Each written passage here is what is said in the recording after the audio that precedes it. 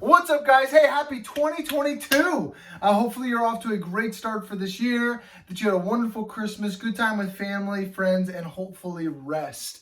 That being said, I want to equip you guys with just some rich resources. This week, we're going to be diving into the idea of Paul's prayer for the Ephesians. So we've been walking through the book of Ephesians and studying the idea of identity.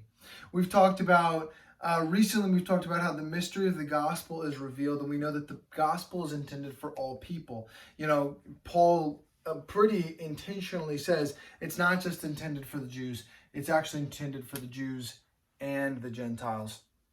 And so, building off of that, Paul has a prayer for the Ephesians. This is a prayer he actually prays for them to have a greater understanding of who God is, of the gospel itself.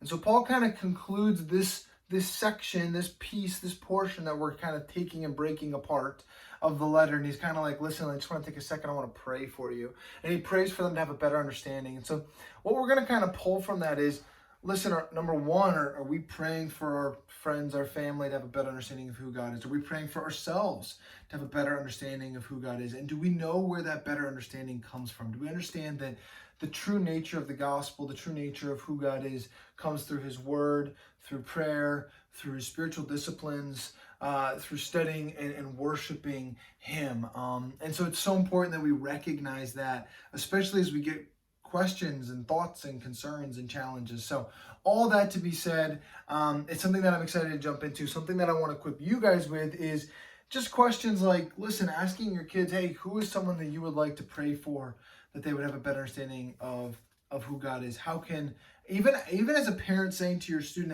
how can I be praying for you to have a better understanding of who God is? I think these are great conversation starters. At the end of the day, hopefully you're having more conversations like that more frequently, but it's a great place to start and hopefully helps you guys out. So have a great rest of your day and God bless.